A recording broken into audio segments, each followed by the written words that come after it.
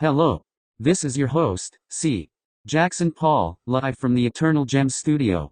Welcome to 18 Entrepreneurs Crash Course at Life, where we learn the tools that will let you build the life that you deserve. Once your business is underway, you need some way of keeping track of all the money you are making. Even before you start getting revenue, if you are receiving money from any source, then you need to keep track of it. And even if you are in the pre-business stage, these financial management skills will still be useful in managing your personal finances. Keeping track of your business's money is very important, as, if it starts going missing, then all sorts of nasty legal things could potentially happen to you. I should also note that, should your business continue to grow, you will either need to hire an accountant or take a class in accounting yourself, but if your business isn't quite there yet, then here are tips that will start you out. The golden rule you will need to live by here is, when in doubt, keep records of everything. If you follow this rule, then you are going to be okay. Ideally, you will want a financial record of every transaction you make, whether it be money coming in or out. Now, receipts are going to be your best friend in doing this, so keep all of your business receipts for longer than you think you will need them. It is better that you waste space and time keeping them, than that you throw them away and then need them.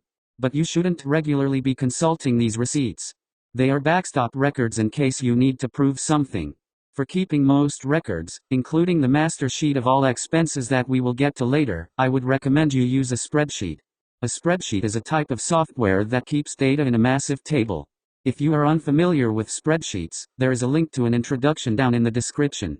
I encourage you to check it out, and prepare for your life to get a lot easier. When most people hear spreadsheets, they think of Excel, and if you have Excel, then I would certainly recommend keeping your business's financial information there. If you don't have Excel, however, there are other free alternatives, such as Google Sheets or Apple Numbers. Both are poor substitutes for Excel, but both will serve for the purposes of keeping financial records.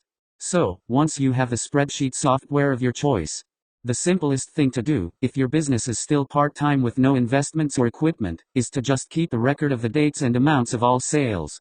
This will make sure you know exactly how much money you made and where it went. But, if you are the point where this is no longer sufficient, create 3 sections on your spreadsheet: assets, liabilities, and equity.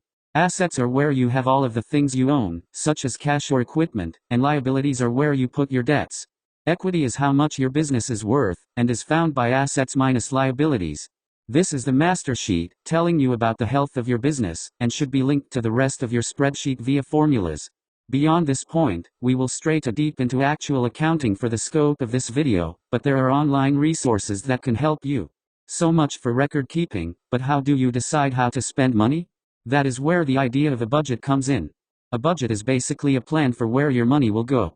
For instance, if your business has $100 to spend, you might budget $50 for repairs of equipment, $20 for supplies, and the other $30 as profit.